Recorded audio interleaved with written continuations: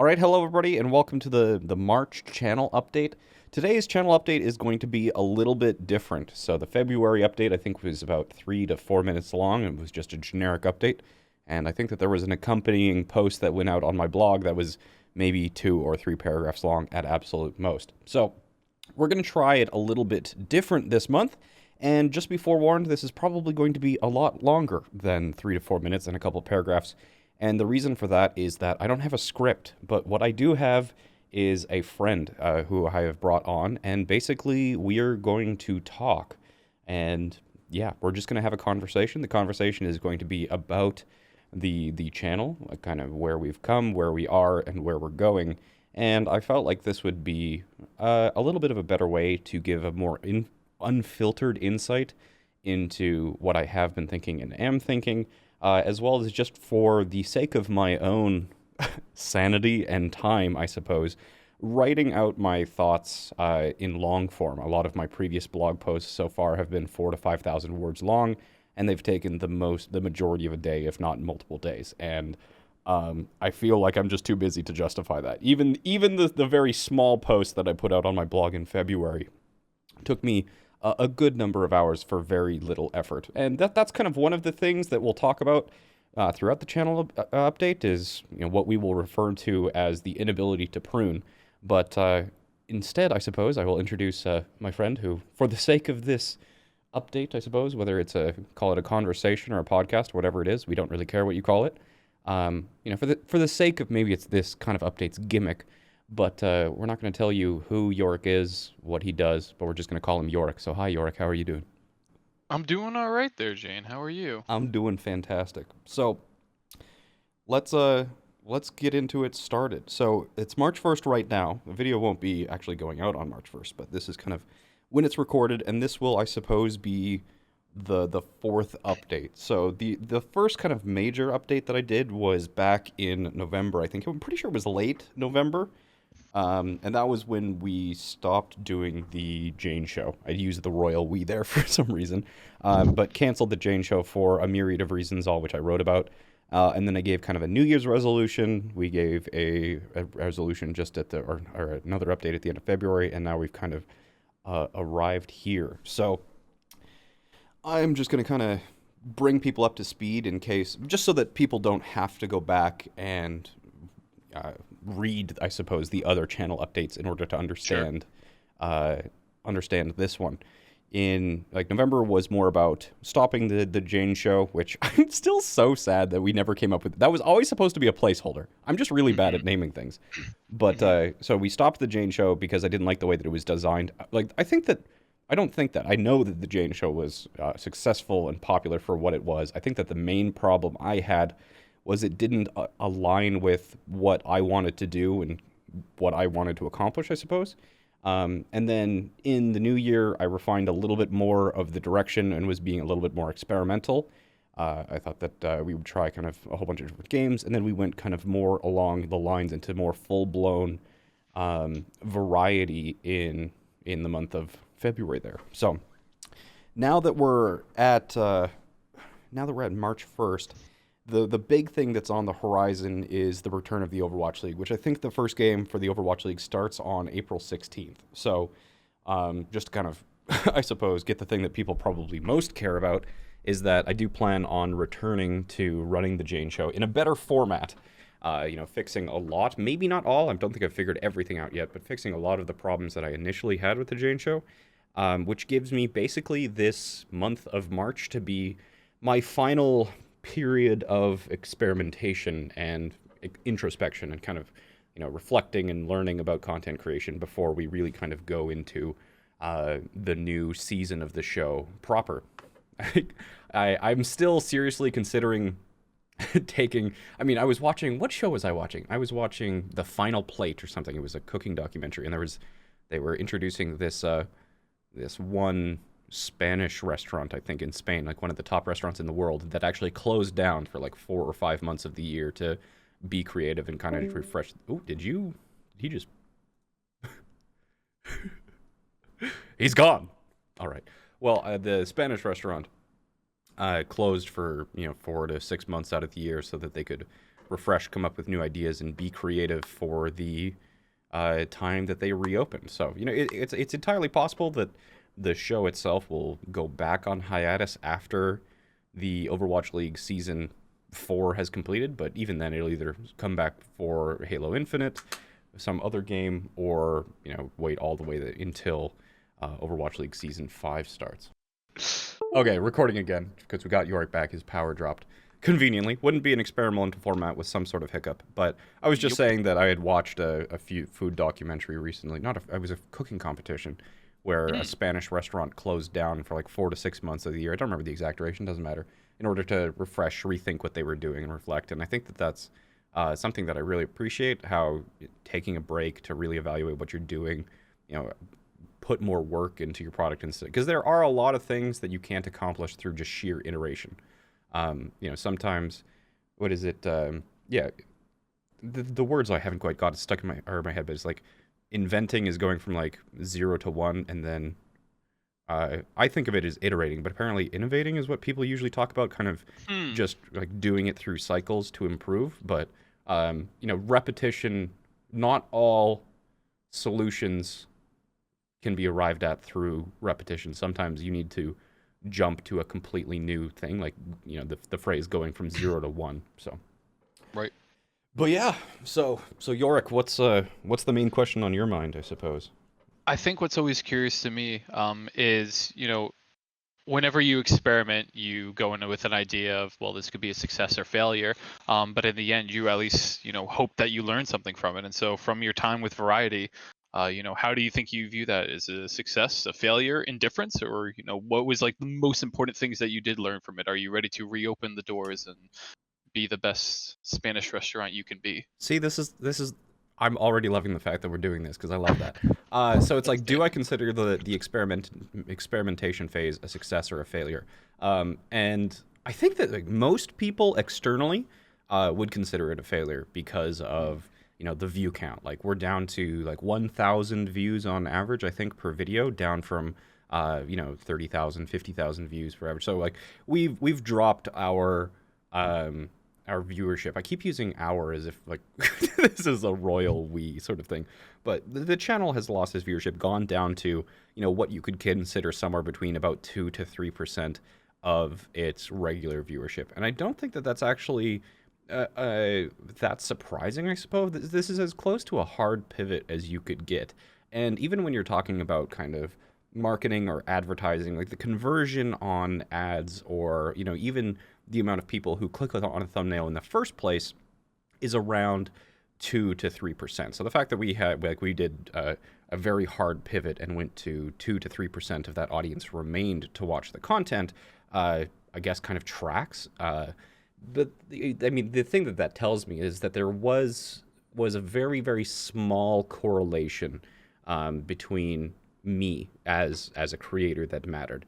And I know that I didn't, like, even the content that I was doing was not doing a very good job of highlighting who I was as a creator. Like, the people who would have stuck around because it was me, Jayne, I never really gave any of those people any of the kind of the content that they would appreciate. So there's a lot of those people who, are still like supporting me on social media or pop in to say hi or things like that. But, they don't watch the YouTube video because the YouTube video isn't, something that really gives them me packaged in commercialized form.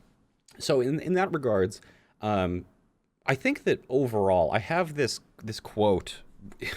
It's in my alt account's bio or something that I really, really enjoy, which is, I suppose, why it's in my bio. But it says that we shall not cease from exploring, and the end of our exploring will be to arrive where we started and know the place for the first time.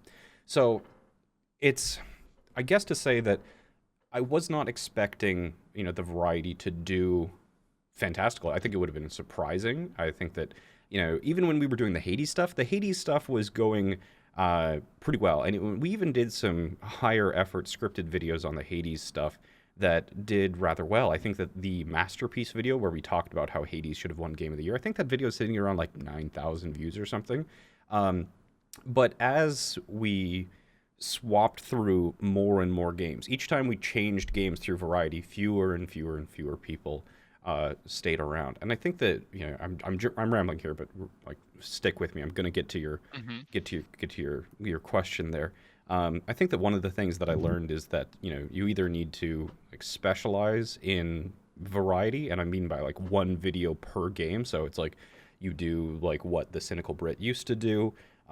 You do what kind of Let's Game It Out. I think that a lot of the big variety channels, and I do think that there is at this point, I think that there's a distinction between variety channels and more of the Let's Play channels. If we take a look at like Markiplier or Jacksepticeye as kind of like Let's Play channels, I think that they really do have a little bit more of a social aspect to it. It is creator, it is parasocial, very much so. Especially if you watch some of Jacksepticeye's more kind of personal videos, there is a dynamic there. And overall, I think that even, I would certainly have to make a few changes with how we were doing variety, but in the same way that it took me a long time to develop the audience that I have from educational coaching and analytical content in Overwatch, I think that I could do the same with variety content. It's like right now, the content that I'm doing right now, does it have potential to reach like 100,000 views for every video?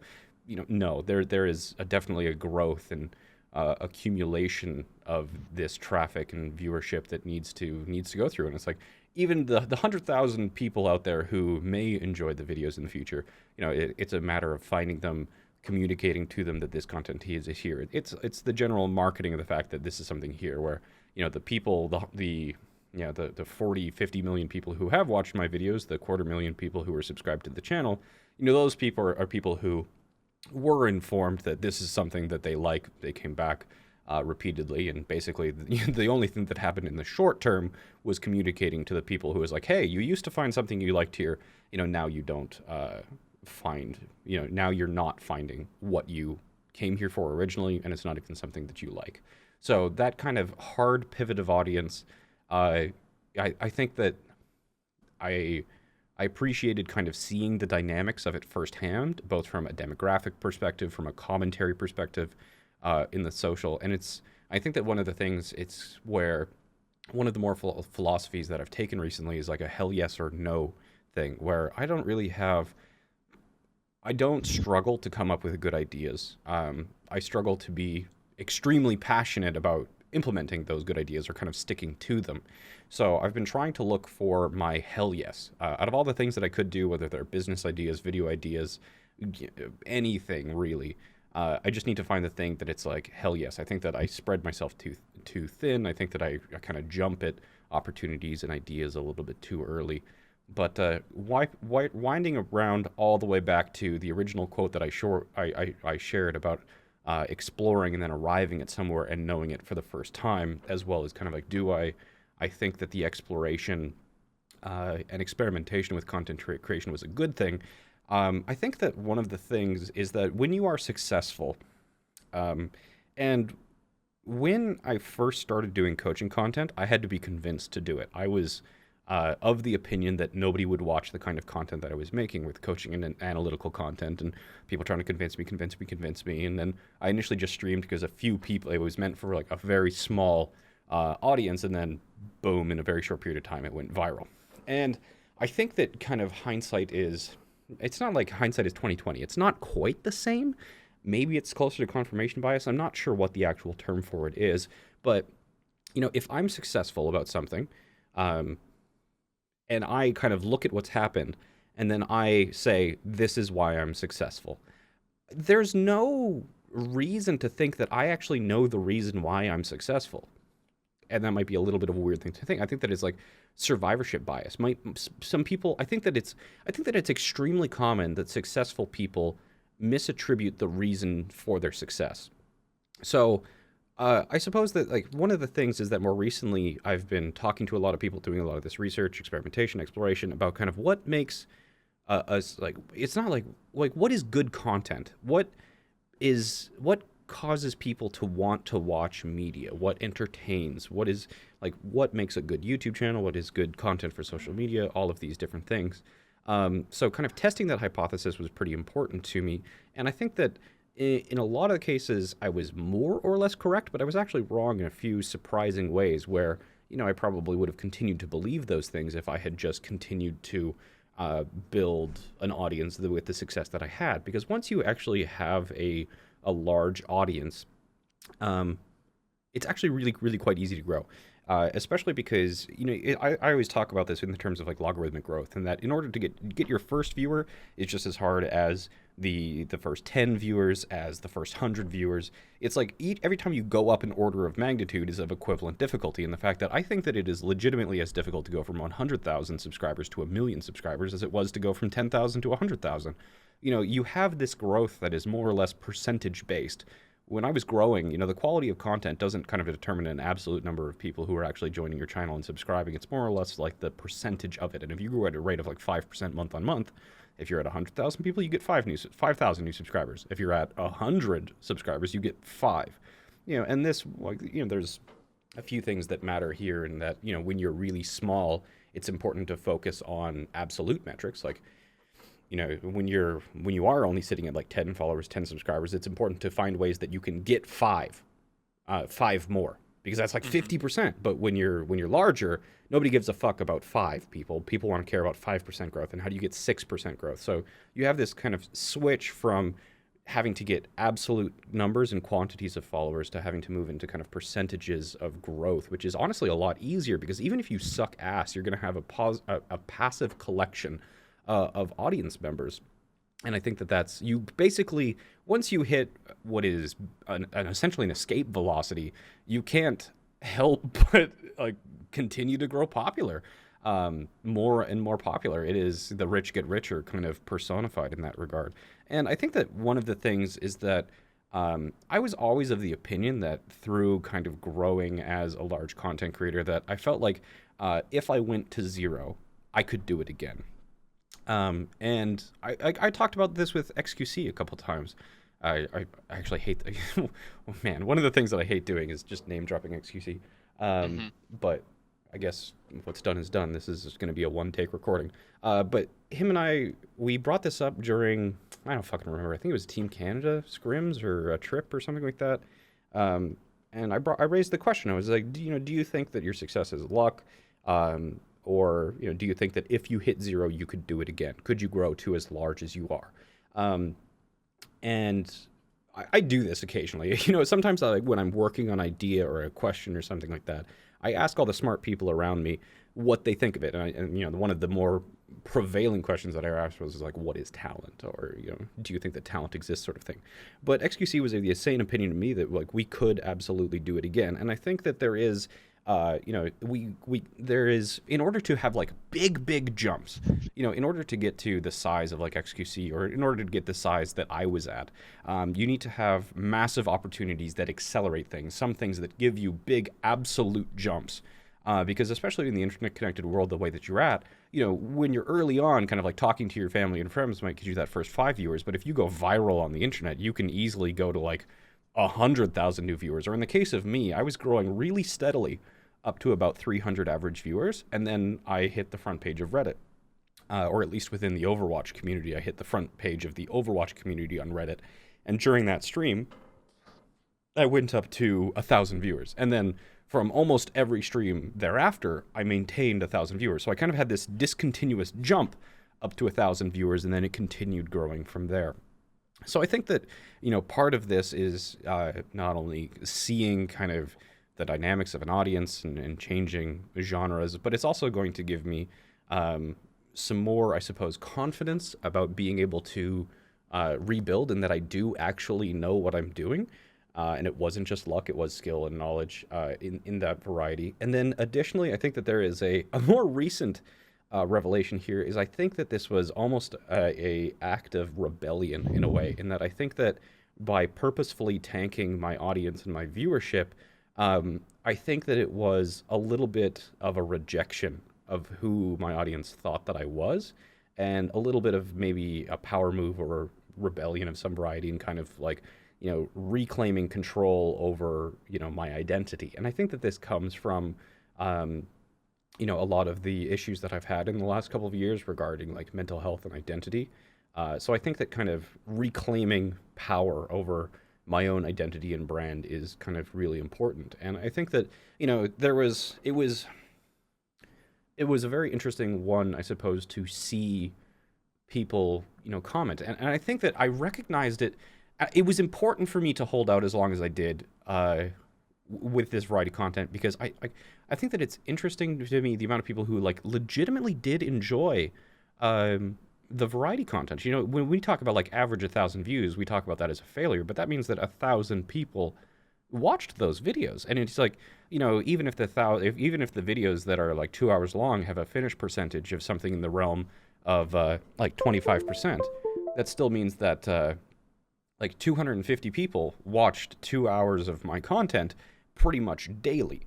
Which is, when you think about that, like in the terms of social media, everybody's used to these Hmm. numbers like millions, but that's still a very important number of people. And you know, maybe one or two of them gave comments, but at the same time side, yes, some of those viewers are going to be coming from the people who click into the video just for the purpose of unsubscribing to the channel. That absolutely inflated the viewership metrics.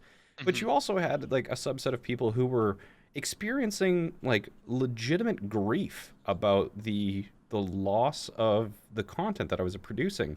And I think that um, you know, initially I was viewing it as people, you know, people would be like, "Yo, Jayne should do this." And I think that there was that kind of like, you know, the anger about it, where people were like really angry, like, you know, just I won't repeat some of the things that were said, but some of them are really quite awful.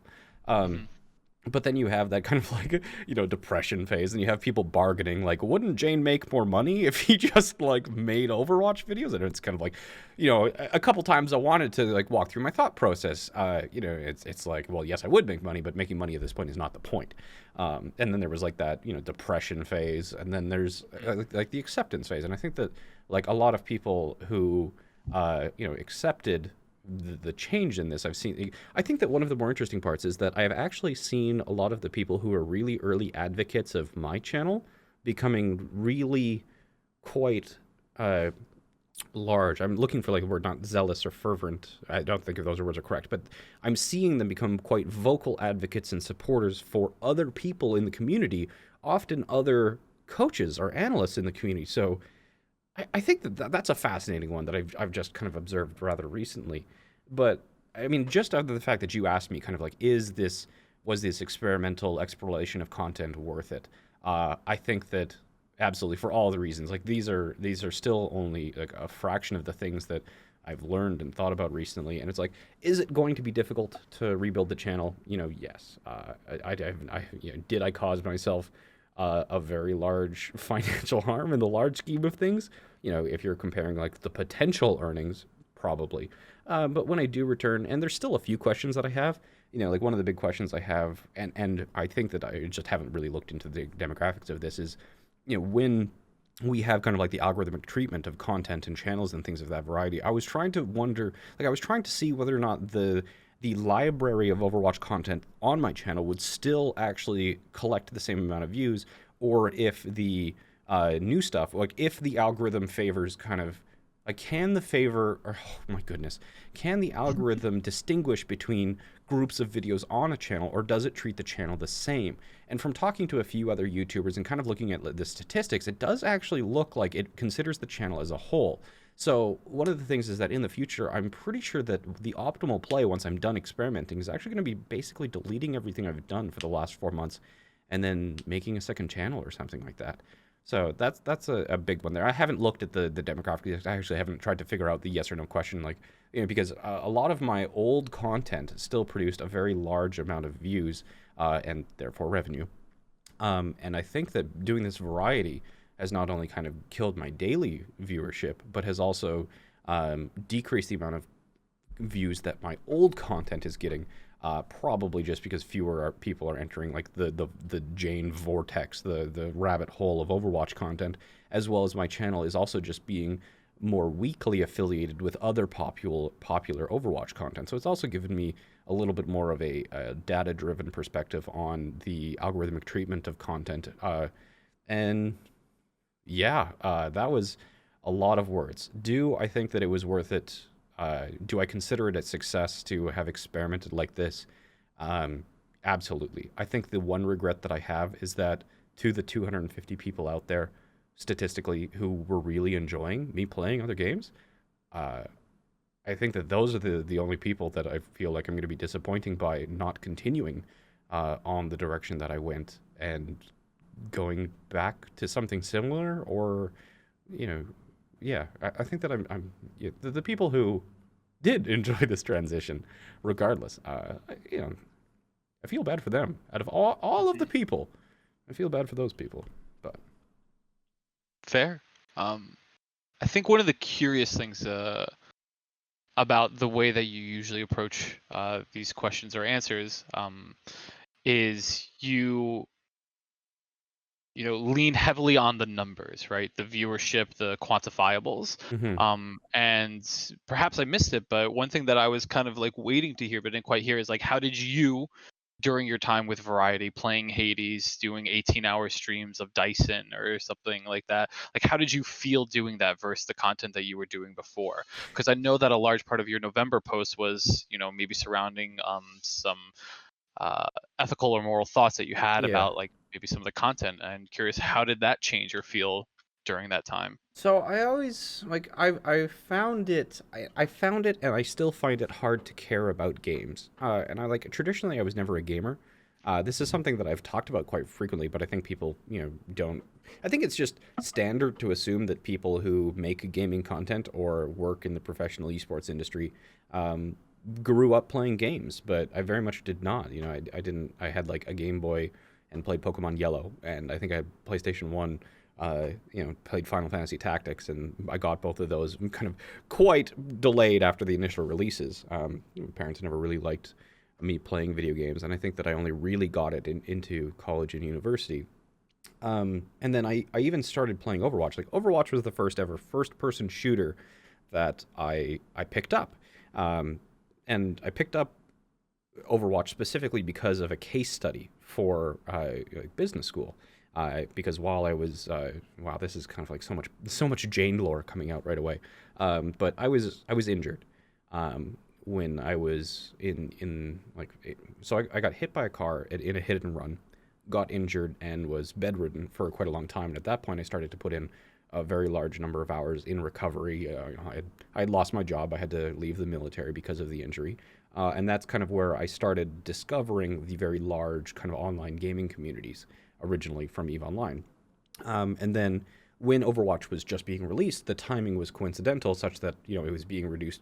It was this brand new AAA game was being released by a very large developer, and it was going to be a big game. It was going to have a big audience, and I think that one of the things that I was doing at the time is that I had kind of come to the conclusion that I felt like I had figured things out about like how to build communities and how these online gaming communities worked. But the only people who were, I suppose, larger than me at that point, not larger than me, larger than the communities and the organizations that I had built in previous games, were people who had been there from the start. So I was really excited to not only go, the saying that I said back then was that I would rather be a mediocre sized fish in the ocean than the biggest fish in a pond. And then I just happened to not end up being a mediocre sized fish. I happened to end up being a very big fish in the ocean, I suppose. I mean, as long as you consider the ocean to be Overwatch and not gaming as a whole. So even back then, like my consumption of gaming has been kind of like objective based and not about the game itself. Maybe using gaming as escapism a little bit. From the drastic change in life and career trajectory. But even then, more recently, I struggled to, um, even outside of gaming, whether it was basically anything that I've attempted to do, I've been able to become extremely proficient at it. Not world class. I usually give up, usually before tier one. I can usually get to like the equivalent of tier two in whatever I'm doing, and then I get bored and switch to something else. But it's like generally the question of, I think that some people go into some sort of field, whether it's gaming or music or art or sport, because of a natural inclination towards it. But I never had kind of I never really enjoyed one thing more than the other, and I also never really found one thing to be more challenging than the other. So I suppose it became a question of like which game do I want to play, um, and I think that I came to the conclusion that, and I think this was influenced by Mark Cuban actually, is that I would rather play games of bigger scope than it's like even the biggest game in the world. There's games bigger than that.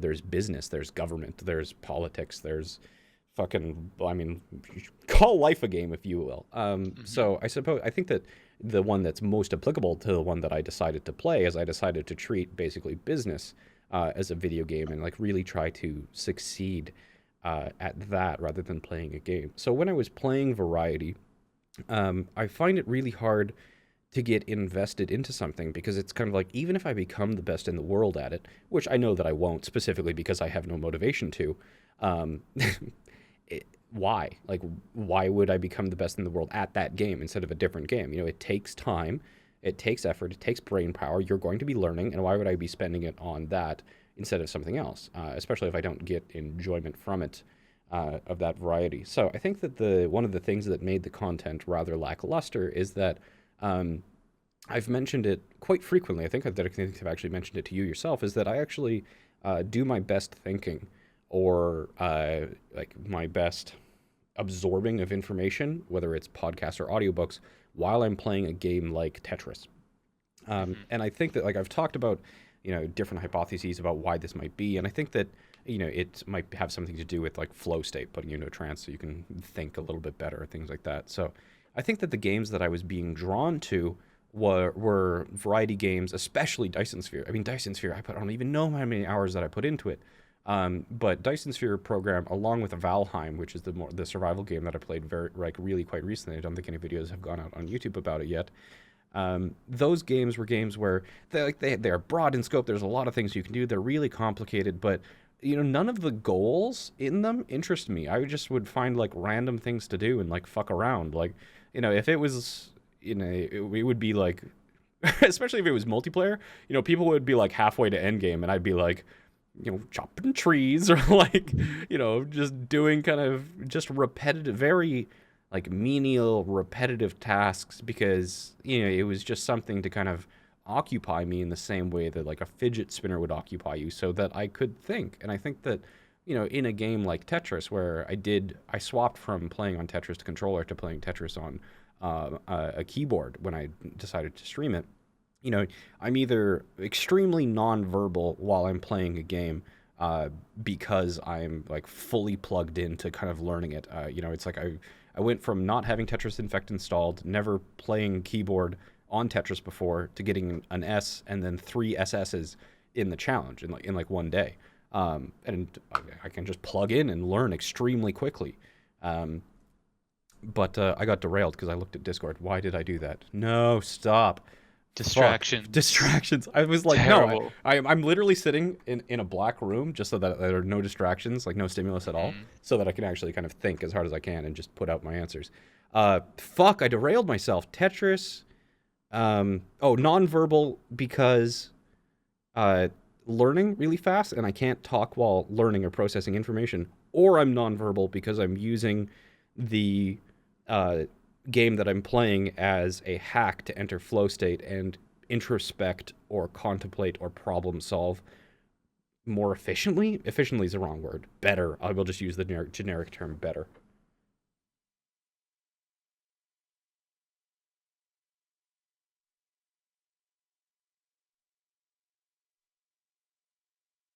Don't tell me this dropped again. Hello? No, you're still here.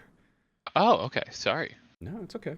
I Were just you? see. I like fully derailed myself, so I need you. Mm-hmm. Like I'm, you know, it's like Got you ended at better, and I was just like, oh, no, is that the conclusion no. It's of? I was trying to compare like, I think we need to boot up Tetris. do we? No, no. Let's, This is what it's sounding like on a thread about how you need a game in order to enter flow state and stay thinking. It is no coincidence that you then also lose your train of it's one thought. of those things. Like I was talking to a couple people about having like ADHD, and I think like it's really weird to me Yep. the culture around ADHD. I think that it's like popular for people to think that they have ADHD. Like there's I won't even get into the hypotheses about why I might think that's the case, but you know, everybody's like whenever I kind of describe my symptoms around bipolar, people are like, "Have you considered you have ADHD?" And then I hear people who actually have ADHD talk about their symptoms, and I'm like, "That is not me at all." Like one of the things is that my thought process is like a freight train. It doesn't feel Mhm. like it's scattered. So I mean, that freight train ended because it ended on I realized that I had interrupted my thought process. So it was just that the train just decided to pull into a station. It's like, I have been interrupted. So Hmm. I need some sort of like prompt to get me back on and get me back rolling and monologuing, I suppose. Well, I think some of the interesting things that you touch on is the idea of like coming into gaming late and not really being a gamer, and how gaming might have just been the thing at the time that you want to pursue and be successful at, and maybe gaming isn't the thing that Yeah.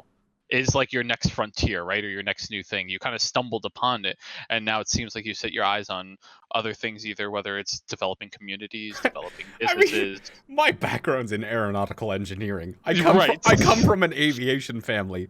Like, holy Yep. fuck. Oh It's kind jeez. of like pick up a dart, find a board, and wherever it lands. I'm a pretty um fucking, what's the word? Not extra introverted. I couldn't think of Mm. introverted until I said extrovert. I'm a pretty introverted person. Normally I'm very subdued in social situations. Um and like and somehow I ended up having my career as being on camera talent, social media, uh, and that variety. So that's been, I suppose, an interesting one, and I think that that's caused certainly a large amount of dissonance, if you want to use it that.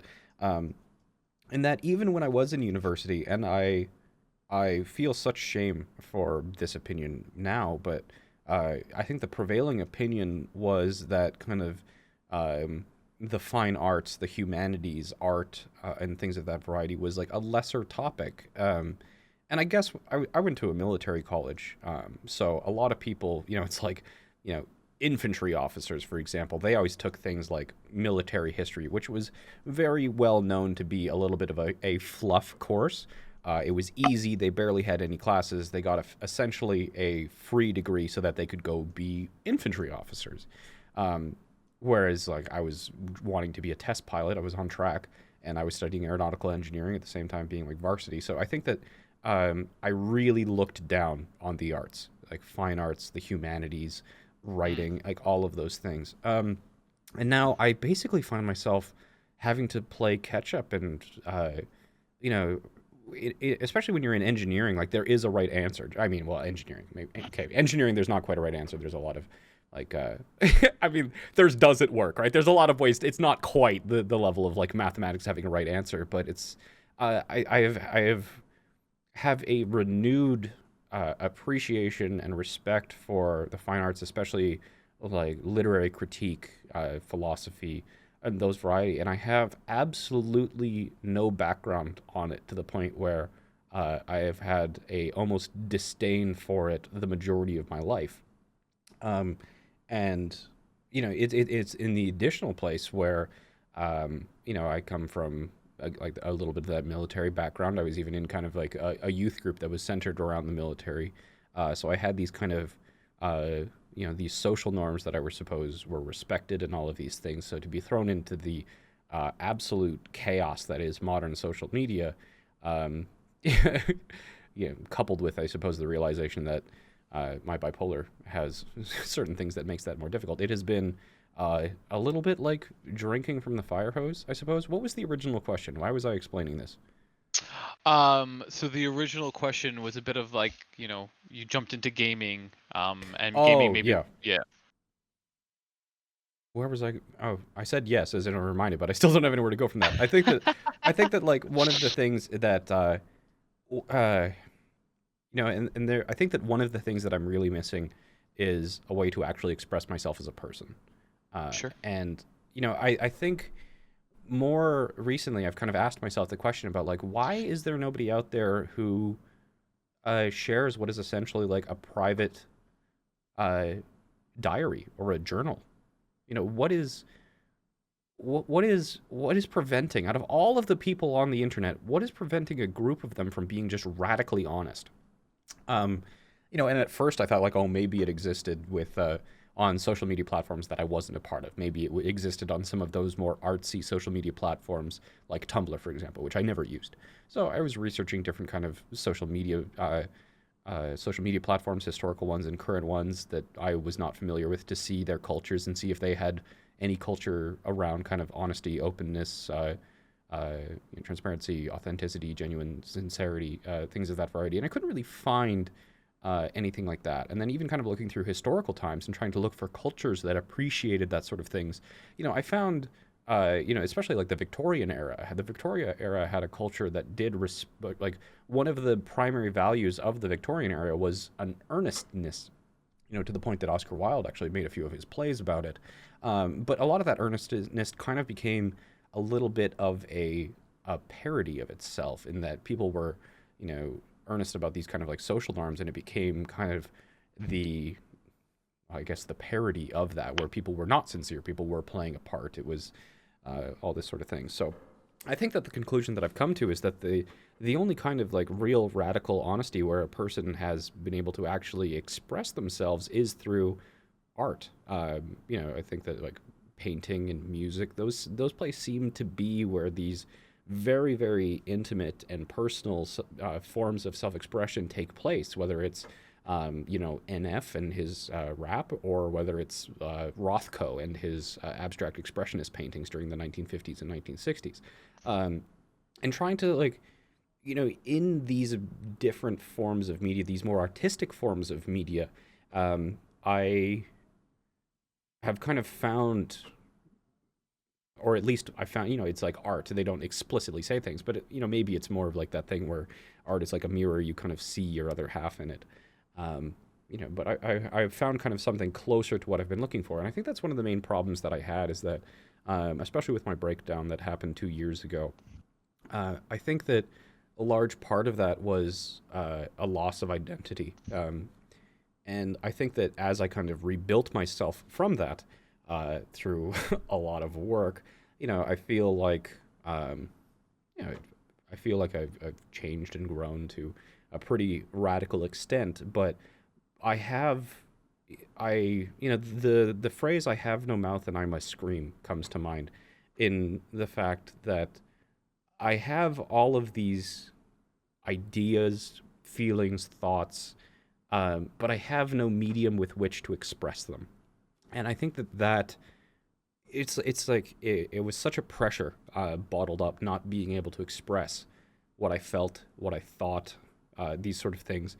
It's the same sort of thing. It's like if you get angry or you carry stress or something, it's like, maybe your loved one or your fiance, wife, girlfriend, whatever. It's kind of like, something is bothering you, something's like stressing you out, and then your fiance does just something. It's like it's a little thing, and if you were doing, if you were fine, if you were normal, stable, I suppose it wouldn't be happening. It's like it's the straw that broke the camel's back. It was like a little thing in the Mhm. big scheme of things, but it was just like one thing too much. And I think that that's kind of one of the things is that um, live streaming and making videos, even though I don't make and have made almost none of my own videos, even from the very start, I've had to hire a video editor because I don't have that skill set.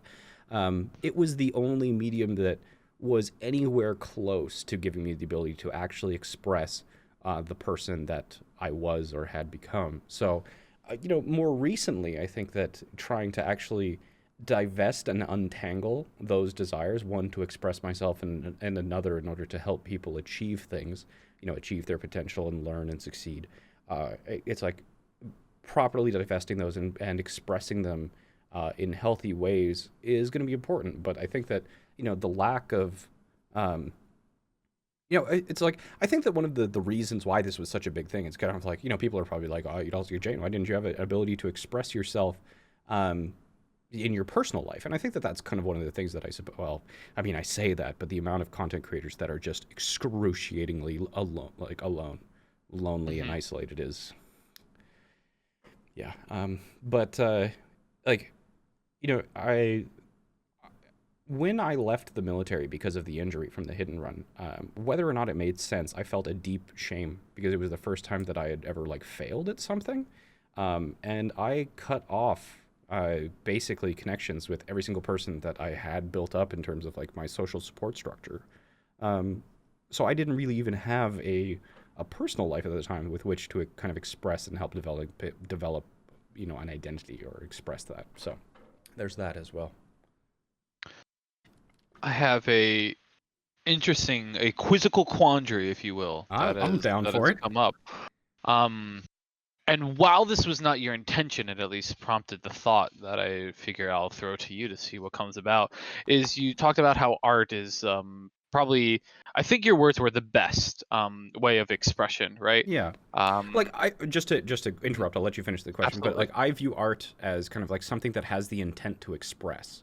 So, Yes. yeah, you just like something can be beautiful, but it's art if Hmm. somebody or something is intending to express an idea or feeling. So, Right. yes, I think that art is the best form of a person expressing something, Hmm. specifically themselves. Right. And I think like an interesting thought that to share in your babble, I will babble for slightly to see if maybe you can prune this out for me. Is there is expression that I feel like you have through creation of stuffs for as long as I've known you, you have had this extreme passion for whether it's creating communities, content, businesses of these different things, right? And so in which way can we elevate the idea of this long-term creation and this investment in something where, maybe like, you know, art in some ways is like short term doesn't seem appropriate because it may have a weird connotation to it, but something where like I can immediately and visibly see this and like derive its expression, where the idea of building a business and building a community and Yeah, expressing yourself through the fostering of that is your way of expressing. Um, I mean, mm, wow, that is really close to the chain of thought that I've been having recently. Is like, awesome. I don't have a visual medium with which to express myself to the point where, again, I don't even edit my own videos. Like, what we're gonna Hmm. do is like give this audio recording, just straight up audio, raw audio, no webcams or anything, to Kai, our video editor, and Kai is gonna have to figure out what the fuck to do with this. Honestly, in the same way that Good luck, guy. in the same way that we're pulling a gimmick and we're not telling the audience who you are or what relation you have to me. I'm not going to tell Kai what to what to do with this audio recording, and I think that that is to be very meta. In the fact that this recording, the reason that we are doing it like this is because this is an experiment about like, is this art? You know, is my medium not painting, not music, not dancing, but is my medium conversation? Is conversation how I express myself? Um, so that is the more meta topic about why we are doing this March update in this specific format. Because right now, my my search, the like what I am exploring is what is the medium for my art? What is the medium with which I can best and in the most healthy manner express who I am, what I think, and how I feel. And I am interested to see kind of Kai's interpretation. And if Kai leaves this entire video as just a completely black screen, I'll consider that valid. Because in this case, there's no one correct interpretation of having listened to this recording. Along the Hmm. lines of like Death of the Author, where an author or like a literary critique where, a piece of work needs to be viewed regardless of the author's intention, which is a little bit of a weird one to talk about, especially when we're talking about like me trying to desperately express what I think and what I feel. And I think that this is something that was really wrong with my initial update. You were one of the ones who read the draft of my initial update like months ago, right? Like the brutal version that it had like it was like one statement and then kind of like three different paragraphs explaining exactly what I meant, a couple more paragraphs explaining that I did not mean these things. It was just horrific. It was awful. Like I tried to be so precise and exact and rigorous with what exactly that I meant. It was excruciating. It was very hard to write. It was very hard to read. It didn't serve its purpose very well. And I think that's kind of like where I got to the point where it's like, right now I need to get better at just like the straight up babble, the very unprepared speech of just like saying what I actually think in completely unfiltered form. Because, like in the same way that, uh, in the same way that I was talking about earlier, where I think that successful people often misattribute whether or the reasons for their success, it's like if I say right now that the main thing that I am struggling with is, the inability to express myself. In the same way that, like earlier on, I think that a lot of my more recent research, not research, like introspection and reflection and meditation has been on kind of like what do I enjoy doing, and I think what it's kind of funny. Out of all the channel updates, you can actually see minor adjustments on me trying to figure out like what motivates me? What do I like doing? What do I want to do? And I think that that is a deceptively difficult question for anybody to answer. Like if I asked you what you want to do or something like that, like you might give me an answer, but it's probably not the right answer. It's not the real answer, or it's got the wrong domain or scope or something like that. Where um, I won't get into that. Um, but it's like even expressing this and all these things, where I'm trying to express myself, maybe I'm even if I correctly express myself the way that I view as correct, it may uh some thing about the expression itself could hide a deeper meaning or interpretation that is invisible to myself. Where I think that that's the point of thing where the separation of art and artist. That's it feels kind of pretentious to call what we're doing right now, this conversation, an art piece or anything like that. But it's the it's part of the journey to create that art piece. So and that kind of, I know that we haven't really talked about what I intend to do for the month of March, but that is kind of like getting pretty close to it. Is that during the month of March, I'm hoping to try and at least get a little bit closer to finding the medium with which I want to be an artist, right? And then I think that kind of when I was talking earlier about potentially just deleting everything I have done so far during this experimental or exploration phase, I think that once I do find that form of art, and I feel like I do have a couple of ideas about that outside of just conversations. Obviously, conversations are very, very broad in scope. Um, um, yeah, once I find a medium, I may will probably just move that style onto a separate channel uh, and practice creating in that specific medium for a while. Hmm. I wonder if you'll find a medium that works and then get it 80% and move on to a new medium. Yeah, I like other artists have definitely done that sort of thing. Mhm. Whether I mean, there's a very popular video essay on YouTube called "The Nightmare Artist," where somebody starts in art and then moves on to like 3D design. Where you know I'm not expecting to get it exactly right the first time, or even then, it's like if I start with drawing, do I know if I'm going to end up at like charcoals or watercolors or something? I think that like as my skill and as my taste gets uh, I suppose, developed and honed respectively. Did I do that right? Maybe. Um, I'll probably shift around. I'm not expecting kind of to kind of nail it on the first go, but yeah. And I think that just because it doesn't feel like you have an immediate question, I'll just continue. Oh, Uh, well, I mean, I guess like my assumption of the medium is that I am someone who thinks that as you stated before, get nearer towards perfecting or getting very good or like top X% or something. yeah. And I think if anything, you're like, all right, what's the new or next thing that I can do? And I think this is a little bit of what I was trying to get at in a way about my prior comment regarding expression of self.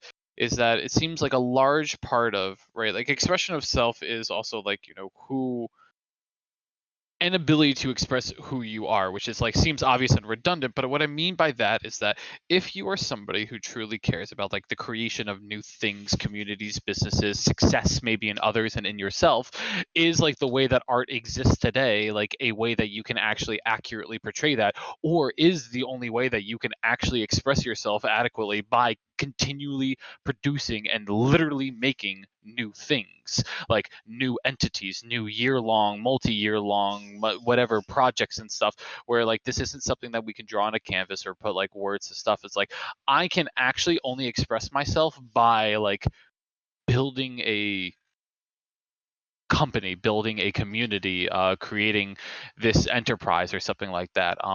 And while this may like sound, No, I get what you're saying. yeah, I get what you're saying. And I think that the reason why I really need to get over like the feeling that saying art or calling myself an artist is pretentious.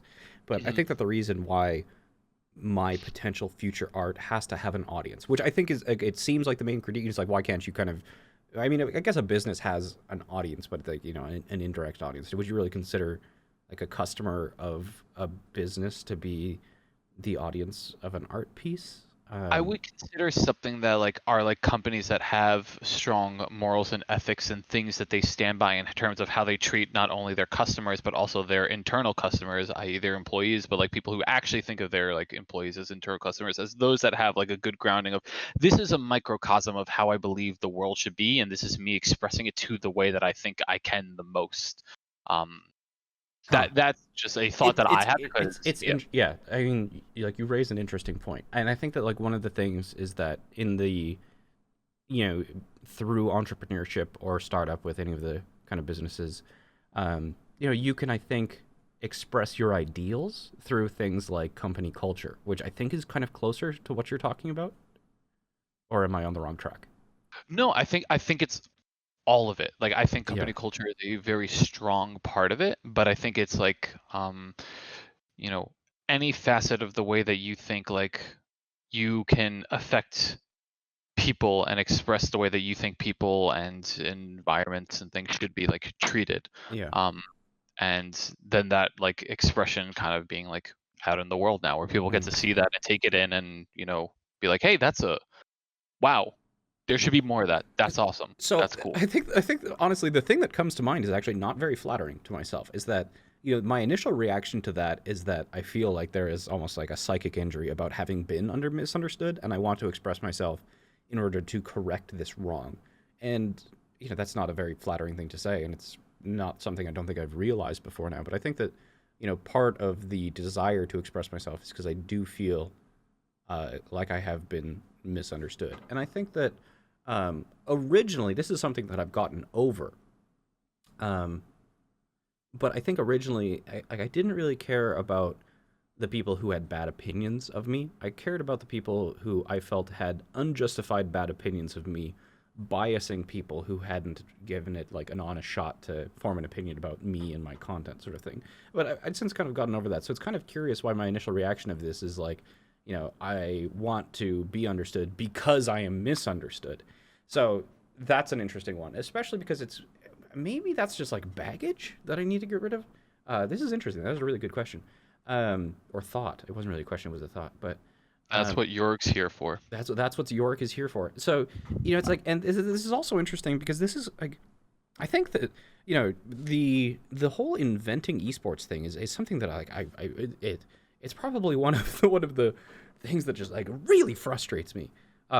Especially because in my perspective, my intention was pure. Like the the what I had intended to be a rallying cry to like when I say like invent esports, um, it like it was a riff or a variation on this on the saying about like the future is not going to invent itself. It's a rallying cry for like scientists to go out and discover and engineers to go out and build and things like this. And like I do think that especially with institutions and things like this deteriorating, we need to be building things. And we like anyway, it's like I think that a lot of the cynicism and detachment or disassociation from anyway, that like so anyway, like what I intended to be like a rallying cry was kind of like thrown in my face. And I think that it was also a lot of people kind of, because it was text, because it was Twitter, and I suck so badly at communicating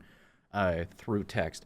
I think that a lot of people kind of threw that back in my face because they assumed that it was from a position of like arrogance, where it was like I am going to invent esports, and that's kind of like the connotation that gets used or gets thrown it back at me. But I'm not sure how to correct that. Um, so I don't know. It's like, I know that like Brandon meant it as a joke, but it has actually caused me quite a bit of strife. Strife is, I don't think that's the right word. I don't know the word for it, but and it's also, yeah, it's a very interesting. The whole invent esports meme has been one, um, a very interesting thing, just with how closely it's followed me. And I think that a lot of it comes down to in that like when I was kind of building communities, which I'm not really doing right now. I am focused more on the business side of things. Like the work that we've been doing has been like tremendous. Not to toot my own horn, but like we've actually been contributing to the health of the esports ecosystem more so than I ever did when I was the face of the Overwatch community.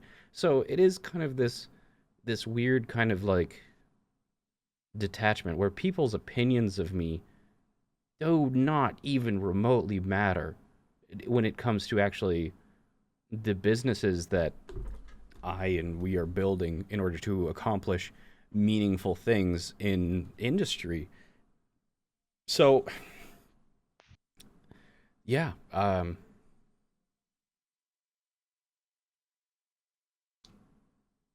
don't know. Maybe it's something that I just need to find closure on, and instead of trying to express myself publicly, continue to, well, not continue to, but become comfortable with producing content as a product instead of as an art or a form of expression, and then express my will, I suppose, through my companies that can actually enact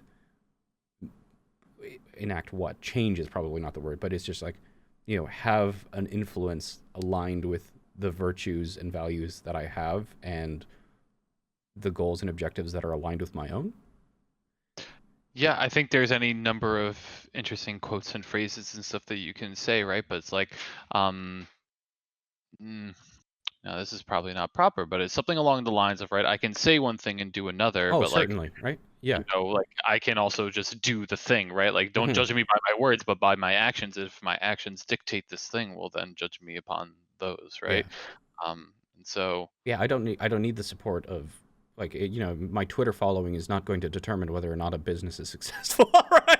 It's like people can meme me all they want. Like yeah. I mean, there's a couple interesting things there that I don't think that I've reflected on yet. So mm. And I think one of the interesting ironies to me, regarding the idea of being misunderstood, and perhaps it goes back to the meme of, in English class, your teacher may fixate on the description of a horse in some novel by Twain or something like that, and really in the end, all the artist or all the author was trying to say is like, yeah, it's just a fucking horse. Like it doesn't actually matter, but you have to write a 4-page essay about like yeah, what does horse mean to the greater plot, right? And yeah. things and art just naturally are up to interpretation. Hmm. Um, and so it's curious to me this idea that you have of marrying or blending the side of wanting to be understood or wanting to not be misunderstood rather, and wanting to have the purest form of expression through art, because I think, um, not that they are at odds, but you kind of have to accept one if you embrace the other, if that makes sense, right? Like no art that you produce will ever be properly, um, or understood to the clarity for which you seem to Yes, desire, because and that's just and and I think that there's a couple interesting things because this goes back to like what I was talking about, like death of the author, where the horse example, it could potentially just be a horse, right? But if you're talking about kind of symbols, is it semiotics? I don't think it's semiotics, but or it's like archetypes in the collective unconscious, if you want to go with like Carl Jung or something like that, where the author may have not intended anything by horse, but horse may represent something within culture and be interpreted like that. I really need to mute my Discord. Okay, let's do that. shame. Shame. I'm sorry, dear viewer. It was not your Discord. 'Twas mine. In the same way that I talked about it earlier, where I may not know exactly what I express, because I think like the great irony here about wanting to express myself is I don't know who I am yet. Like I don't. And then not only do I not know who I am I am a verb, not a noun. If you will indulge that kind of quote. So it's like I think that in the same way where I think that you can like track I'm using Rothko. I've used him twice as an example now, just because I was recently researching about him. But it's like you can track a lot of these artists throughout their career and throughout their life. And kind of the period in art to something that was going on, and sometimes it carries meaning that the author itself didn't intend. So I think that it's like through the act of expression,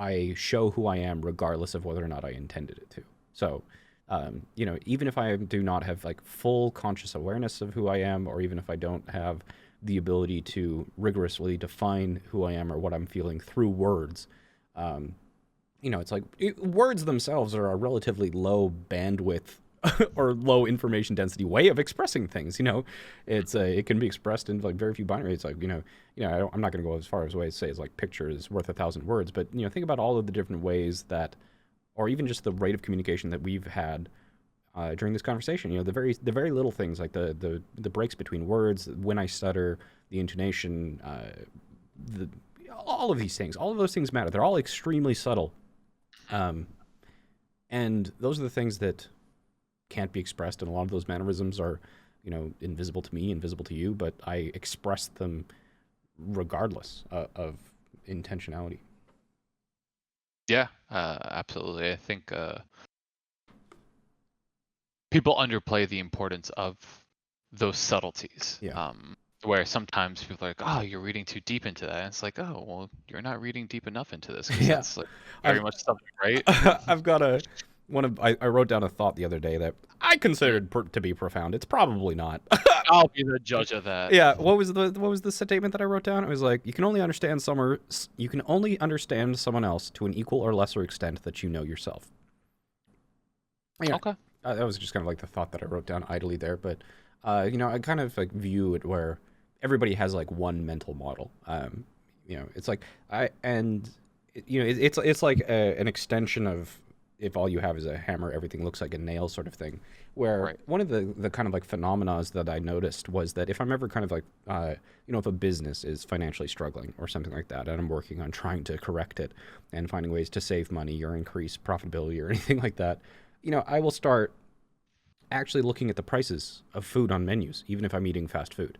I'll try and save like $1 on my lunch when it's like, I'm working in multiple orders of magnitude larger than that to solve the problem. It's like the cost of my lunch is completely completely irrelevant to like the success of the business sort of thing. But it's like where, when you're thinking about, money, all you see is money. When you're thinking about, when you're angry, you get angry about everything. I think people have like, one mental model, and I think that mental model also has a resolution or a detail to it. So I don't know. I don't think that there's a point to that. I was just wanting to express an additional idea. I mean, maybe I suppose the futility of it's like, if I do have, it's like maybe it's arrogance, maybe it's something, but is there a point to trying to express myself to maybe people who don't have or don't care about understanding themselves that much? Or maybe there is, in that by kind of reading something that I've written, hearing me talk about something, or what other form of art, like maybe it helps them realize something about themselves. I don't know. If you are the person that for once makes everybody actually understand something, you would be the first person in existence to have made everybody understand something. Hey, there's got to be a first for everything, right?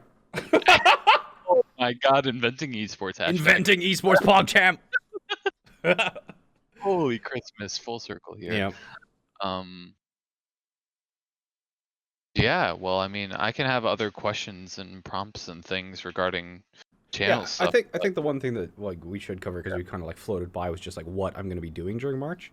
Yes, that was where I was going to go with. Yeah, like, so I think that update.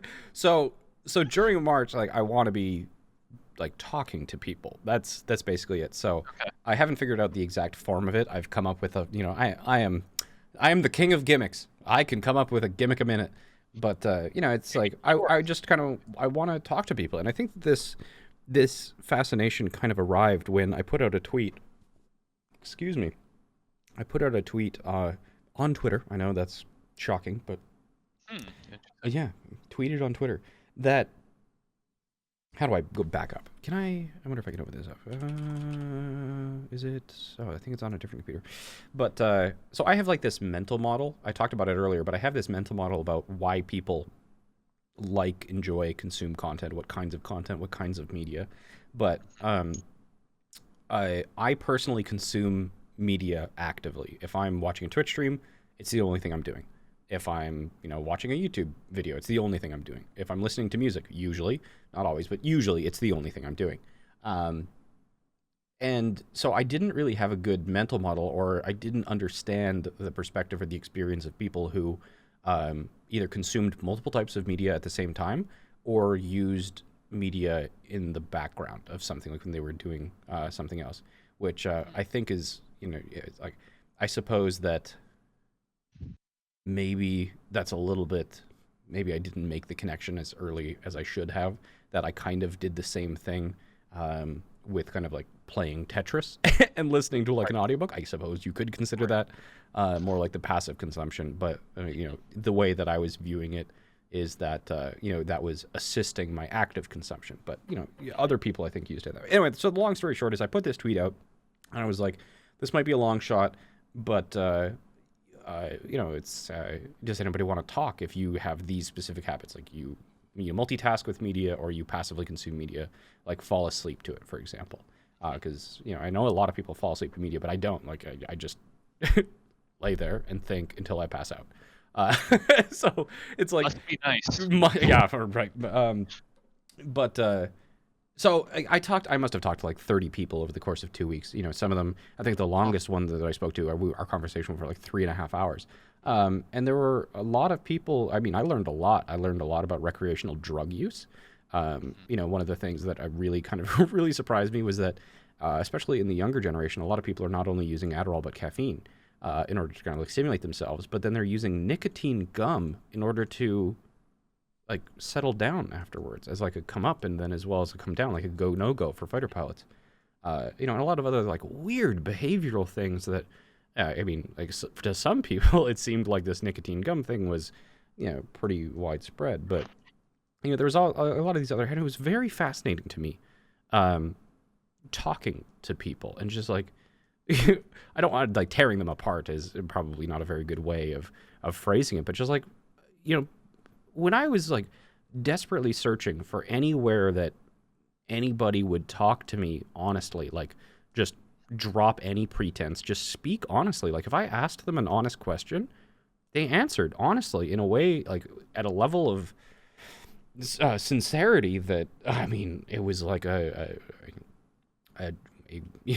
fresh glass of water in a desert sort of thing. And I really enjoyed it. And I think that a lot of people like them, they enjoyed it. I learned a lot. And wow, there's like too many different places, too many different things that I could talk about here that I'm not quite sure where to go. But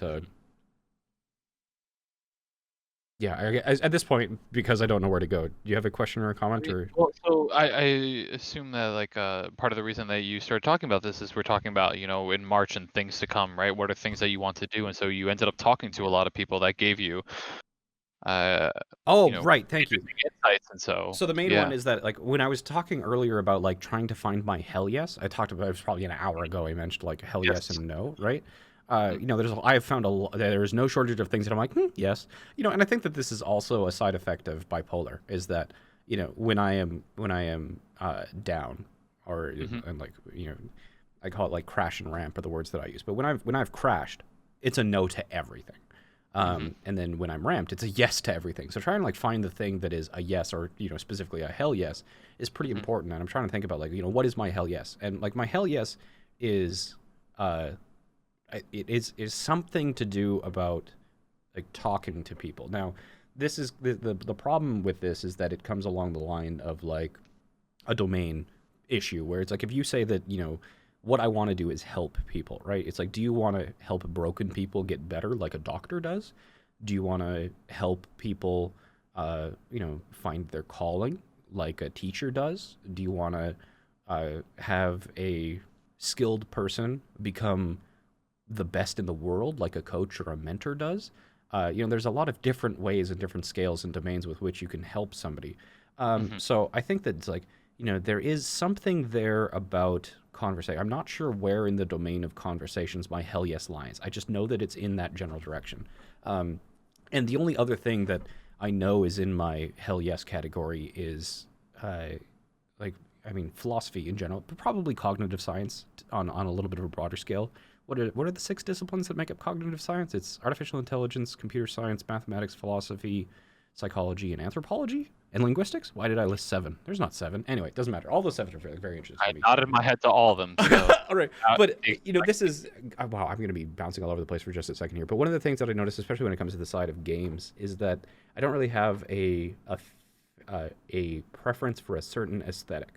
So regardless of like the genre of game, whether it's first person shooter or RTS or anything like that, like I don't really care about that in the same way that I don't care about like gaming or cosmetics or racing or it's like the aesthetics of something has no bearing to me about how much I care about it. Like I don't find any of these things more interesting than others. I think that it took me a long, long time to figure out, but the thing that I am interested in is kind of like the systems and systems like of interactions, whether they are communities, especially kind of communities with intelligent agents or generally intelligent systems like an artificial intelligence or something like that. That's kind of like where more of my fascination comes from.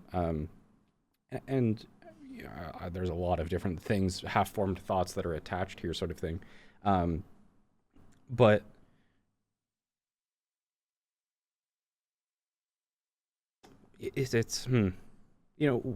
this thought is related, and I'm not quite sure why. But is it the Isaac Newton quote? I think it's Isaac Newton who said, "If I have seen further, it's because I've stood on the shoulder of giants." I only know the thing about an object at rest, but that may Oh, somebody will look it up or correct us. But it's like, everybody who has done anything important has built on the work of the people who came before them.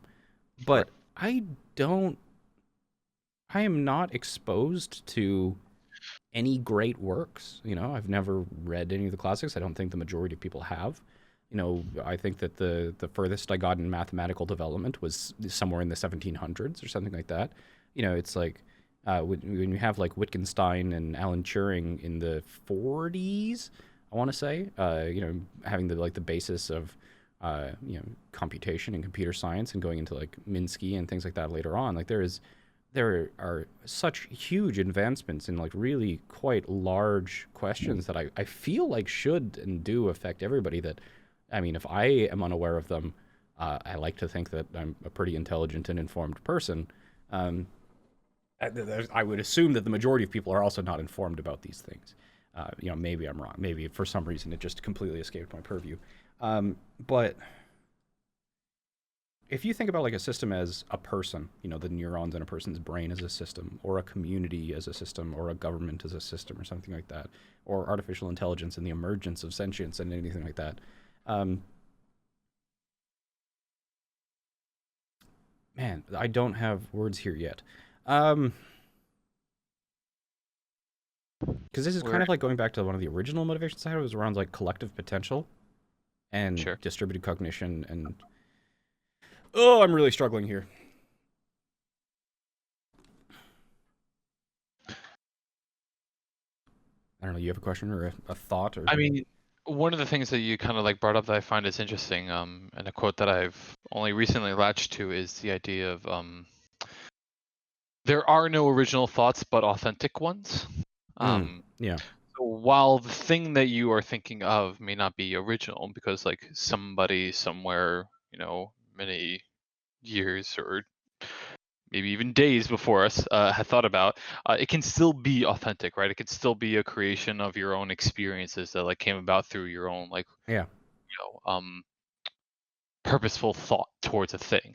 And to me, that was a very validating quote or feeling, because like sometimes you may feel like you wander or pander around in a world of like, well, nothing I do matters because everything I am thinking or doing has like been done or yada yada. But sometimes just you can find a little bit of solace, I think, in the idea of like, I can be original within my own context, right? Mm-hmm. I can have my own thoughts. I can be my own person. I can do these own things. I guess like one of the things that I seems to be, I'm just trying to like figure out where I'm emotionally reacting to this, and it feels to be like a frustration around if something is known by someone in humanity, or at least like someone in the Western world, why isn't it not known by everyone or at least more people? What's preventing the distribution of knowledge? And I think that this is there is certainly a flavor of epistemology to this question, and I understand that it's, for most people, it'd be like, oh, that's completely unrealistic. And it's like, I understand that, right? But I like to explore unrealistic thoughts and understand them as well. I was just gonna say it's ping, probably, right? Just Ping. like higher latency. The lag, the latency of, That's of really what distribution it of is. information. Yeah, I don't It's like, feel it's not just lag, man. but Like, I think that it also has problems to do with like the properties of the agent. I will just use that as a pretentious term for human nature. Um, but no, there's something good here. Let me sit on this for just a second here, because oh damn it. The incentives, because one of the things along the businesses, one of the business being the coaching company, and where we're going to start coaching Overwatch stuff, and then I would like to get to the point. One of the things that I want to do during March is, through the conversations, one of the forms that I want those conversations to take, is either coaching people in content creation or coaching content, or like, not, it's like, I guess I hate the word, but like life coach or just general advice, not because I think that I'm qualified to, and I hope that nobody's going to think of me as kind of like, oh, I'm an authority on these things, but I just want to try it on for fun, just to see what it feels like, see if and it's like, if we like, oh yeah, it's like, this is what I want to be doing, this is what, then I'll like pursue qualifications and get good at it. But I just kind of want to like experiment and play to see if there is something there. But regardless, I think that one of the things that has frustrated me for a very long time is the incentives around coaching, where I think that if you're coaching somebody to be good at Overwatch, or any kind of video game or any esport, right? From a purely economic perspective, your incentive is to have that person come back and continuously get coaching from you. Like, if you had one sentence, if you actually had the answer, that needs, it should be like, Bobby, you just need to stop being a fuckhead. And that was like those were the words that Bobby needed to hear. Bobby, stop being a fuckhead. And Bobby's like, oh shit, why didn't I think of that? And then he's, for the lack of a better term, cured, or his problem is solved, and he goes on and does those great things. From the perspective, like, a coaching, mentorship, or an instructional organization that abuses human nature is more successful, at least from a financial perspective, because Bobby might have to shell out 2, 3, 4 lessons because it's, that coach is only giving them like a word each time or something like that. But they don't have any other option. Or maybe if you want to go more along the line of like manipulative, sociopathic, and psychopathic gurus around the self-help and development, self-development, self-improvement, whatever, you know what I'm talking about.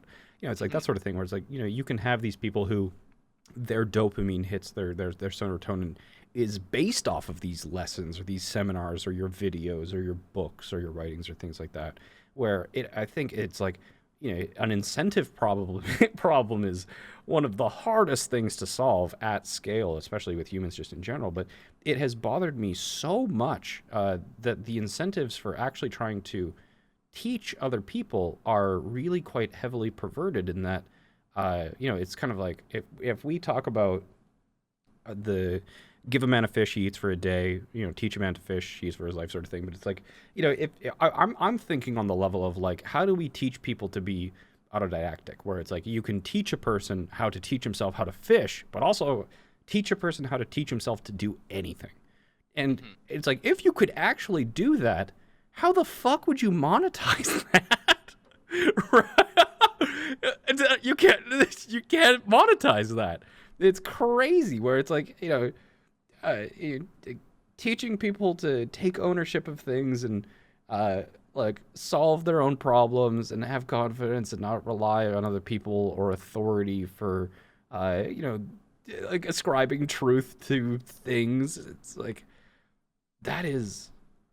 it's not monetizable, and it frustrates me that one of the things that I consider to be like, if you increase the average intelligence of whether it's everyone or a group of people, like, I feel like regardless of what they're doing, it has the highest applicability. Like, if you just I feel like the most amount of good wow, I just used the word good, but I, because good being subjective more. Anyway, like the most influence that you could have is by giving kind of like every single person on the planet, they can think 10% faster, they have 10% better memory, 10%, just like give them 10% greater mental faculties, whatever, however you want to define that, right? And then it's like no matter what problem they're solving, they're better at solving it.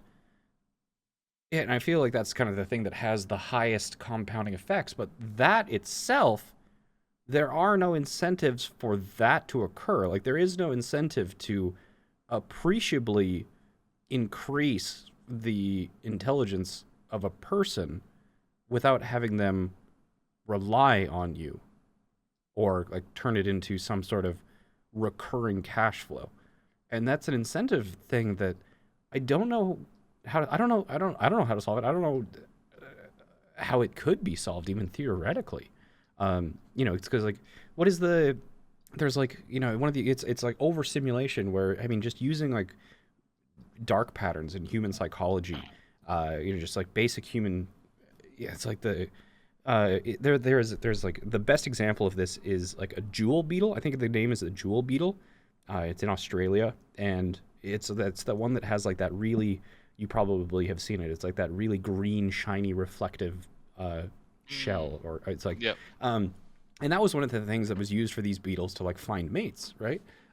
But you have this sort of thing where you remember like that green was apparently really close to the green glass of beer bottles, and when Australians started littering, these beetles would basically get hyper aroused to these bottles and like attempt to mate with beer bottles instead of actually other beetles, so much so that they would just die instead of reproducing. So it's like where you can have these of evolutionary psychological patterns get hijacked by companies that they are like when we're talking about like the uses of artificial intelligence right now and their largest applications, it is the actual manipulation of these dark patterns in human psychology at scale. um, that is what our smartest people, that's the problem that our smartest people are working on right now. It's like holy fuck. It's like this is the thing that terrifies me. It's like so many people don't know like how bad this problem already is. Like there is a Microsoft artificial intelligence by the name of Zhao Me. Ooh, I'm going to do a quick Google search. Mm. Microsoft AI Zhao Ice. It is Zhao Ice. So it's like an AI that's like a chatbot, but it can also serve in the same way that you've seen it like these waifus, these like holographic girlfriends in Japan or something. Zhao Mm-hmm. Ice is kind of like a girlfriend in a chatbot where you can like send her messages as if you're having a relationship with her. And 500 million Asian men use this app.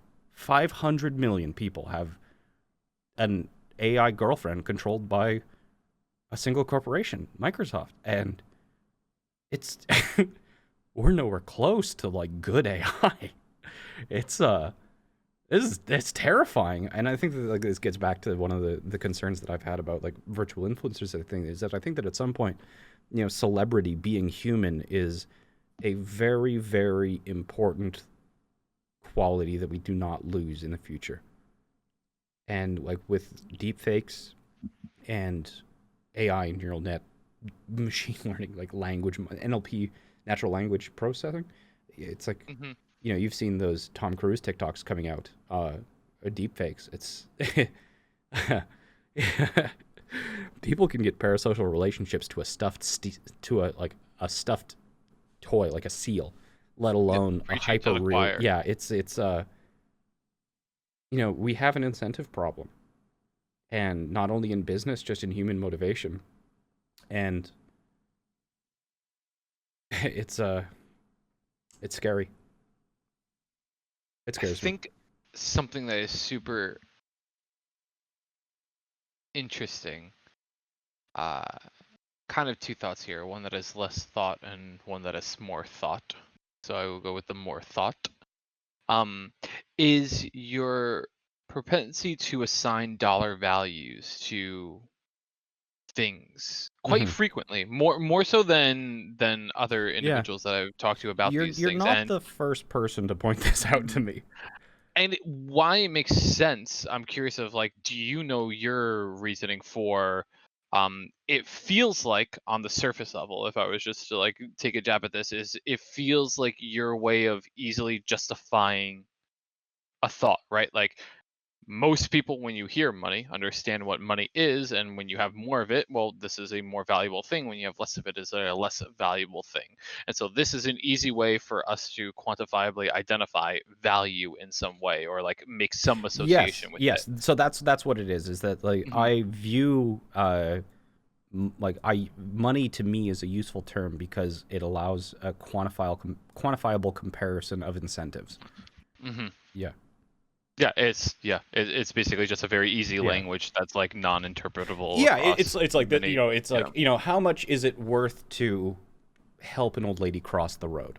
Hmm. $0, but it still has a worth. It still has a value, right? But Hmm. it's $0, and I think that a lot of these frustrations come from the fact that this you know I think this is my opinion that the primary incentive, especially for individuals with power and influence and control, is money. They are incentivized by money, um, and I think that if we're talking about trying to uh, incentivize or like change incentives for people or systems, it is the structure of that system that creates its effects and the way that that system motivates or incentivizes certain behavior. Where it's like, you view like a government system. It's like how you define a government. It can be up to you, but it's like the way that I view a governmental system or an executive. Let's just use a government, just the generic term for a government. Like the job of a government should be to properly incentivize the behaviors that are for the greatest benefit of the system as a whole.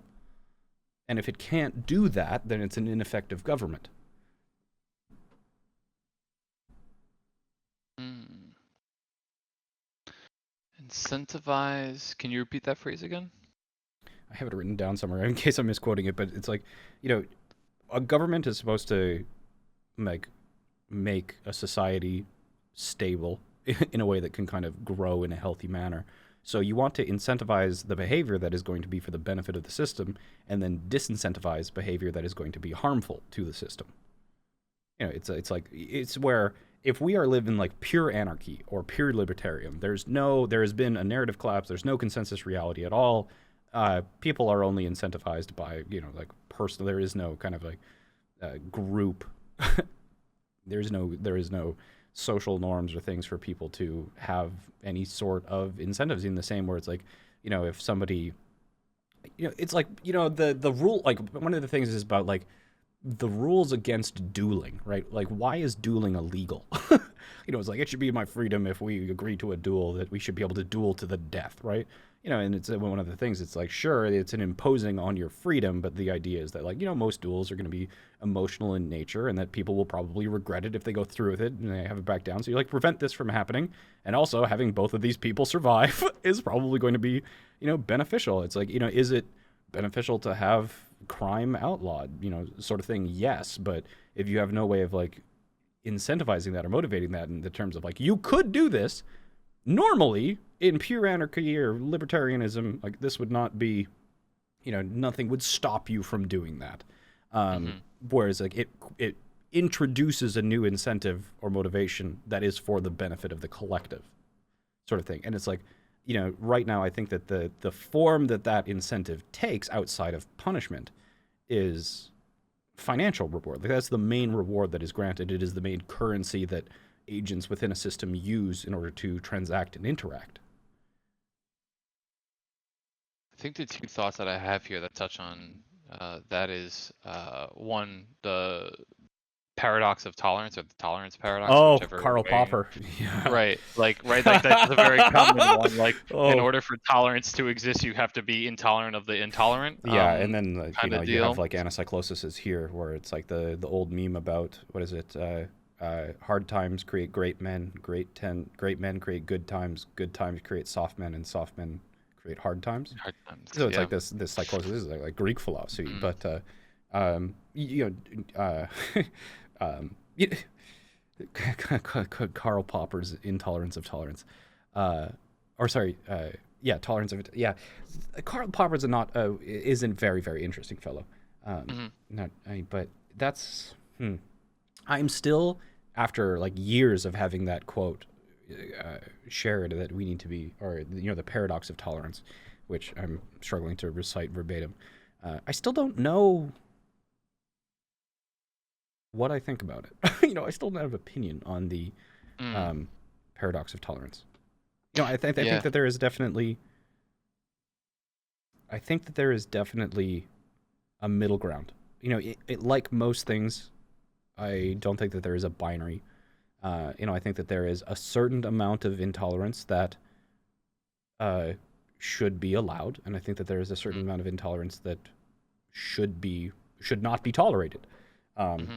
but I think that my worry is that if that statement is taken axiomatically or literally, you know, the sliding scale of what is intolerance Yes. is dangerous. It changes day by day. Yeah, language is fluid in that regard, and that Hmm. becomes, yeah. So yeah, that's a statement that I've spent a lot of time reflecting on. But anyway, you Hmm. you're going back to like kind of why I describe things in monetary. I think like, well, just Yeah, one of I the other think. add-ons is because I think that one of my main goals for the longest time, even since I was in the Overwatch community, is Mm. like obviously used Overwatch originally as like a business case study, but the more money that any of the businesses or organizations make, the more people that I can employ in order to do what they actually like doing. Um, and I think that that is one of the Ooh. things that has been extremely fulfilling to me Is that a form of consistently. expression? I, maybe, but it's like, I. I enjoy igniting people's passion, and I yeah, like I do, and then like giving somebody the ability to work and explore what they're passionate or interested in is intense, a very intensely rewarding thing. And like, yeah. Sorry, I actually have like because we're on this and now I'm solidifying thoughts. It's like very interesting to me because if you think about, have you ever, maybe a bad example, but like, how many artists do you know that like hate what they do, right? Like how many artists do you know like hate making music, or in the way that they are also making some like an expression of themselves, like a real art form in the way that you've described it. And so in a similar way, right, is a core component of expression that you have to be loving or enjoying the thing that you're doing. And so in this similar way, maybe it's not. Maybe it's just this is a very romantic way of saying it. Maybe I can hate poetry but be very good at it and express myself adequately through it. But like I feel like a good core component to have, or conditional of like an expression of self, is, well, fuck it, I love it. Like I love it. You see me do this and you know that I love it. I think of like like one of my roommates right now. When she does something, like you can see like the expression of like love on her face, or like in her like body, and like visceral like movements with this. And like the fact that she's incredibly like enjoying that moment and experience. And you're like, well, that's an incredible expression of self. And so in the same way, right, like, you know I kind of just keep gravitating to, and I think it's only because I can't draw stick figures, right? So I'm not an artistic fella. Um, but I like to think that that doesn't limit my ability to express myself, and that I just have different avenues and conduits of expressing myself. And so I'm curious to see, like, does that thought resonate, right? Like, can I really just I express myself by doing the so thing that I love? I'm gonna rain on your parade real hard. Hey, hit me with it. Uh, I feel like the reason why I find giving people a position where they can work on what they are passionate about is because I've been so desperate to find something that fits that description for me. It's like a vicarious enjoyment. It's like it does exist for other people. Why doesn't it exist for me? Hmm. Okay. I mean, I ain't gonna deny it's a journey. Yeah. We're just ruling things out one by one, Right? right? No hypotheses. It's Well, it's definitely not this. it's The super shrimp is hard to definitely figure not. out what you want to Yeah. do, but pretty fucking easy to figure out what you don't, right? And this is Yep. something that I discovered like very properly. I would say probably a year ago at this point. Is that Mhm. um, I came into like very stark contrast when I had convinced myself that like this is what I wanted to do, and well, I guess it was probably the Jayne show actually, is that I had put so much time into the Jayne show in like planning it and preparing it, and I was convinced that like this is what I wanted to do. It's like this is what I'll be good at. And then when I did it, I was like, whoa, that was wrong, right? But I mean, the time lag between like having the hypothesis that this is what I wanted to do and actually doing it was so large that I wasted quite a few months to figure that out. So, yeah, I think that it is insane how easy it is to self-deceive, or just like think something is true but have it have no real bearing on reality. Where I think that like right now, again with my like difficulties about epistemology and like knowing what is true or correct, if you could even know such a thing at all, I think that there is. Well, it's one of the kind of reasons for experimentation is because I don't believe that I can arrive at the conclusion to all of the questions that we've been exploring this evening through pure reason. And I think that that's one of the reasons why I have been so public with this experimentation, and one of the reasons why this video is going to be posted. Is because I do need to actually, I need to take my will and actually try and impose it on the world to see whether it has merit, to see if it makes sense. In a suppose a more exploded version of how it's very difficult to figure out whether an idea makes sense while it's still in your head. Even if you're in a empty room and you say that thought out loud, like a different critical filter engages. It's like because you've manifested that thought, you've made it real, and you can more properly observe it. And so, I mean, it's one of the reasons why I got into automatic talking, and one of the reasons why we're having this as well, because these ideas, actually having to construct these ideas and put them into the world, even if it is between just a one-on-one conversation, it hones those ideas as well as it allows me to more properly evaluate them. I'm gonna throw my hat. If I had to place $10, I'm gonna mark the date right now, March 1st, 2021. And I don't mean this in a discouraging way. I just mean this, I think, in the most matter-of-fact way that I can be. I think you are like a Sisyphean in nature. Oh, I think you will always be pushing a rock up a hill. Oh my God. Finding something new, and then pushing a rock up a hill and finding something new. And this is something that I've realized, right? Is that so? We were like, because I remember listening to a gambling addict talk about their addiction. And how like a gambling addict doesn't actually want to win, right? They're trying to experience the brink of bankruptcy. The roulettista. Yeah. But it's where there's something about that moment that they haven't understood or haven't comprehended, or maybe there's whatever reason. For some reason, there is like the moment where you're about to go bankrupt, and either you win big and there's the excitement, or you lose and you're destitute, right? There's like something about that moment that is fascinating to the gambling addict, and there's both sides of it to explore, where a person needs to win in order to experience that, but then you kind of think about like, well, what if I lost? And they think about that, like, well, what if they lost? What if they lost? And keep gambling until they figure out what it's like, right? And they kind of lost control because they do need to kind of put those like thoughts or ideas or questions into the world in order to kind of like experience them. And I think that that's one of the things that if I have some sort of like compulsion, and so this is also where this is more along like my theory about like what makes people successful, because I talk about like never interrupt compounding unnecessarily, when I'm the person who does exactly that. I do interrupt things that are compounding because they're not quite right, and maybe I won't find anything perfect. Maybe I will just like try something over and over and over again until maybe I get closer, but I'm never satisfied. I never. And maybe it's a bit of a perfectionist thing where I think that especially when it comes to my content overall, it's never been a difficult thing for. No, that's not the right way to say that. I have noticed that over the last 3 years or so, in that,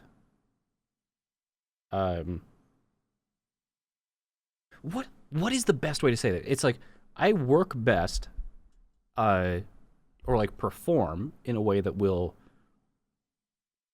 generate revenue, I suppose, when I need to. Like there has to be a financial pressure on me in order for me to make money. Because otherwise I don't care. And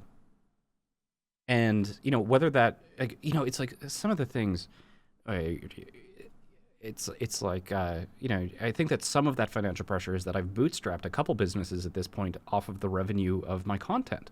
Um, but it's like once the businesses are doing well and once my kind of content's doing well, I kind of like you know like I'm not sure, but there is sort of thing where, and each time that financial pressure is increasing, I can make good content, better content, and I can earn more money faster, sort of thing. I am becoming exceptionally good at that.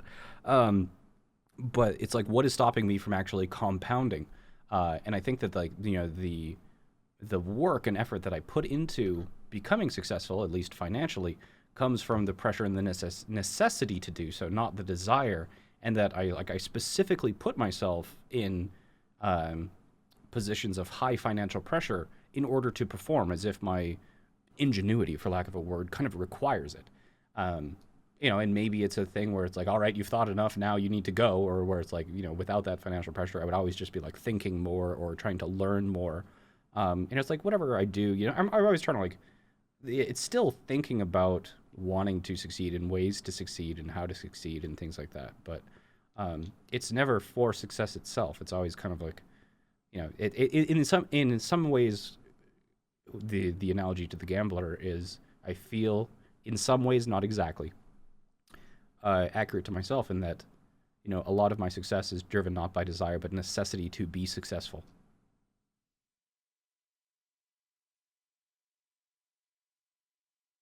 I don't know if necessity Well, necessity or outside of like, successful. I mean, so there's like, necessity of like going bankrupt, and even then, even if I do go bankrupt or lose everything and start from zero, like I won't really be starting from zero because I'll still have my experience and my knowledge. I can build again, sort of thing. Right. But It's also something you talked about, right? but You can build from zero. yes, but the problem here is that like, if I go bankrupt or my businesses go bankrupt, other people lose their jobs.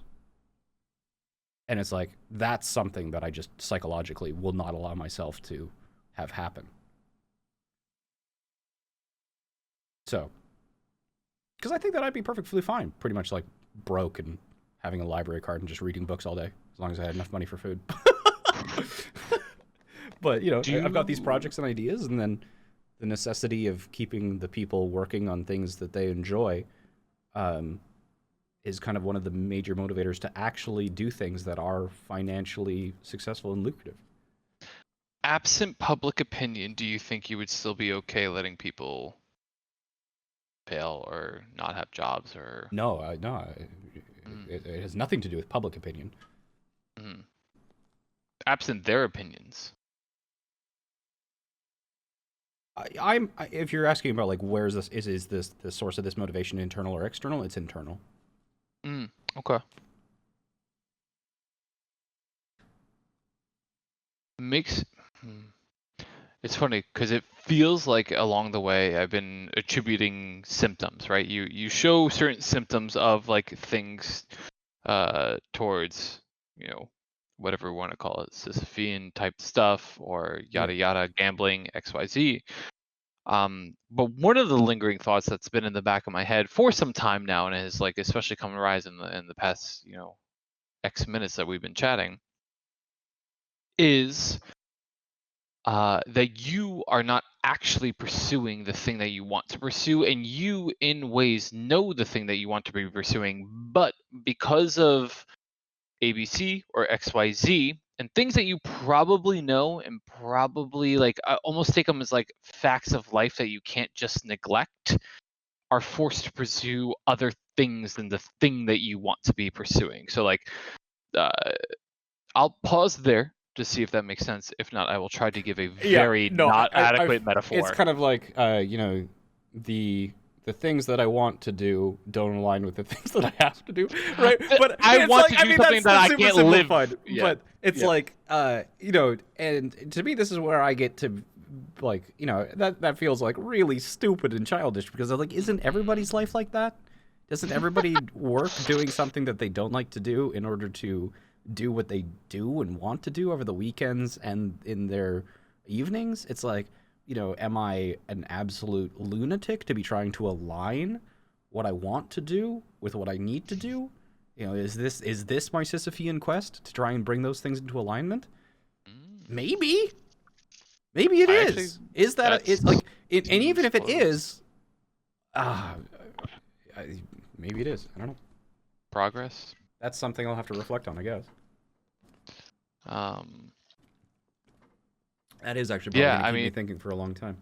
it's funny because it has been probably since about an hour ago. It was been like that thing, back of the head itch that I started to get an idea about as like you were answering, I guess, some questions and prompts and going in different directions.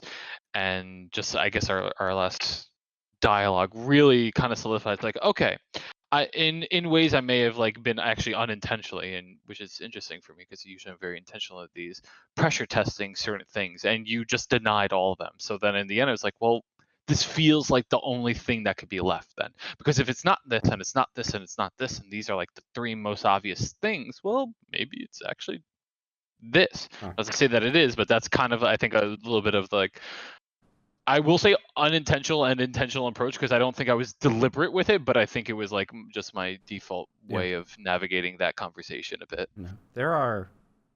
That is a very interesting thing. You know, the statement like maybe my Sisyphean quest is to try and bring into alignment what I want to do and what I need to do, which makes it seem incredibly childish. But I think that it's not. I feel like you say that with such a negative connotation where like I don't think it needs to be. If we say You know, childish in a way of I think that yeah, like go ahead. I think a part of this is that another question that I've been uh, another question that I've been asking myself recently is why I have such a high propensity for like melodramatic things or like melodrama or like being dramatic or like trying to make things like more emotional or just like twisting reality so it's a little bit more colorful, a little bit more exciting sort of thing. Mhm. So I think that like I haven't really found a way to try not to be, for lack of a better term, like a drama queen about the things that I feel and think. Because my thoughts are pretty dramatic. Maybe that's a side effect of being slightly elevated or manic most of the time, but or hypomanic most of the time. Maybe it's not, but I think that like, the comment about it being childish, if I'm being completely honest, is not because I think it's childish. It's because it's trying to offset my natural inclination towards melodrama. Not that I actually think it's childish. I think that I take almost everything seriously. So no, it's I don't actually think it's childish. That was more of like an unintentional signaling thing to myself um, around a different chain of thought. I mean, Yeah, I mean, it's given me things to think about as well. This is well, we are coming up on the 2 hour mark, so we never really talked about I suppose what we're going to the be doing channel during update. March. Yeah, the channel update. So what's happening in March? TLDR. I'm actually going to start a Discord server. I've been avoiding doing it forever, but I'm going to be using that Discord server in order to talk to people. My plan is one person a day. I'll probably take weekends off, but one person a day. And I have no idea whether or not we will actually turn any of these into YouTube videos. Maybe it will just be a month of silence, because it depends on whether or not people are going to be comfortable with their stuff being put on YouTube, especially, maybe it would be better for a second channel. I don't know. Long story short, the main thing that's going to be happening is I'm going to be having conversations with people, hopefully long, in-depth conversations. And then I think that they are going to be focused a little bit about, a part of it is going to be about the more generic kind of, how to be good at, or how to be an esports athlete, or how to be good at a content creator, more around the cognitive science, or like general career advice, just because I'm kind of interested in that sort of thing. But on the other side, one of the types of people that I'm really, really interested to talk to is people who think that they know what I should do, or people who have strong opinions. I think that there is a very there is a lack of people who have strong convictions and will share them. So I don't know how I'm going to find those people, because even in my day-to-day life, it's hard to find people with strong opinions, I guess. And I want to find those people. I want to talk to them. And I want a person to just like share their strong opinions. And I want somebody to try and really truly convince me of something that, even if I don't believe it, maybe I just want somebody to try and convince me of something. I think that'd be interesting. But either way, this month's going to have a lot of conversations, and then April will be the return to Overwatch. So I hope you enjoyed this March channel update. Hopefully you just skipped the last 3 minutes and didn't listen to the entire thing. But yeah.